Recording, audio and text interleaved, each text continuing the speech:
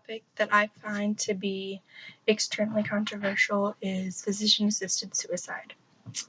Now, not everybody agrees with it, but taking into account people's right to die, their quality of life, and their death with dignity makes it to where I think they should be able to have that option.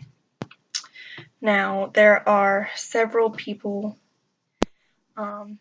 that I have spoken with or have seen interviews with or researched that show why people want, to have physician-assisted suicide. And one of the biggest concerns was that they felt to be a burden for their family. And a lot of people aren't used to having that feeling, so they want to have a different option. And honestly, I already have my advance directive set up that if nothing can be done to assist me, I don't want to be here. I don't want to be in a vegetative state. I've seen it as a CNA. I've seen it working in a hospital, and it's not fun. I've seen a lot of patients be completely taken advantage of because they're in a vegetative state. Their family just wants money, and they just continue to keep them on a ventilator for that money. With an interview I had with Dr. Varela, he brought up the death with dignity, which is a major thing that people want, is to be able to die with dignity. They don't want to be look as though they're worthless or helpless or hopeless, which is what a lot of patients begin to feel when they are dwindling down to have to be taken care of. With the CNN report that I had seen, Mr. Fairchild, his chemotherapy was not helping. He wasn't getting any better. There was nothing that the doctors could do to assist him.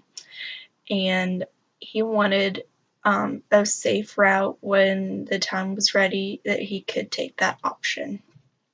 And his wife supported him 100% because she was seeing the dwindling effects of what the cancer and the chemo and all that stuff was taking on him, and it's not pretty.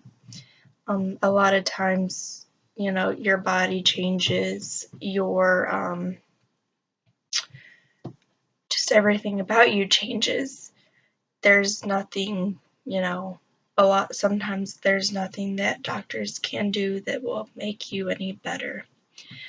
Now, having the right to die is different than death with dignity, I think, because, it's your body. You should be able to control what happens, And if you look at it this way, if it was your mother or father or brother or sister, I wouldn't want them to be in that situation and try to take their life in a different way. I'd rather a physician be helping my family member with what they're trying to accomplish, because one, it'd be a lot safer for them,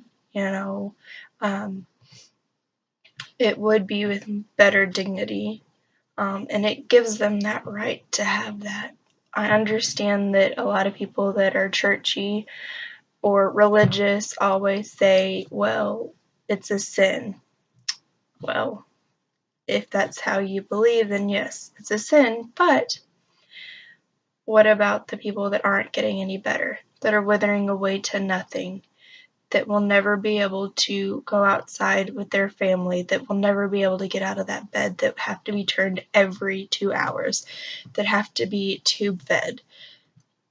I've seen that many, many, many times in a hospital where people would never get better. And although they're on a ventilator, they don't get better and their heart gives out. That's what's sad. It's whenever